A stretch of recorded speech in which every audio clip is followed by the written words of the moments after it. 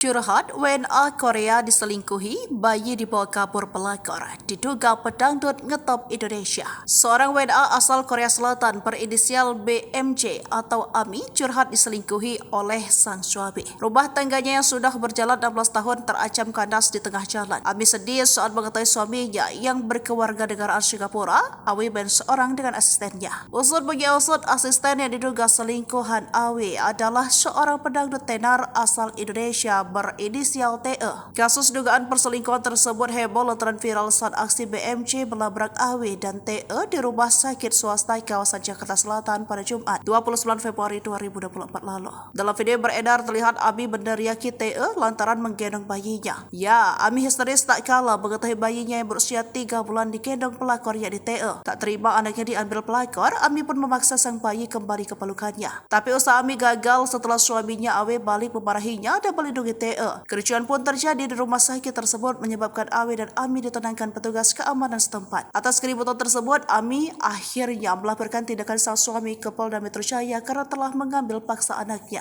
Untuk diketahui, Ami dan Awi yang telah menikah belasan tahun sudah dikaruniai 4 orang anak. Kini semua anak Ami dibawa paksa oleh Awi dan diasuh oleh terduga pelakor TE. Melalui salah satu akun, wanita Korea itu pun membongkar perselingkuhan suaminya dengan pedangdut kenamaan. Di momen penting dalam hidupnya, Ami nelangsa karena suaminya berselingkuh. Terlebih saat Ami tahu sang pelakor sudah tinggal bersama suaminya. Tak hanya itu, 3 minggu sebelum saya melahirkan, suami Ami mengatakan cerai terhadap dirinya serta meninggalkan rumah yang telah mereka tempati selama ini.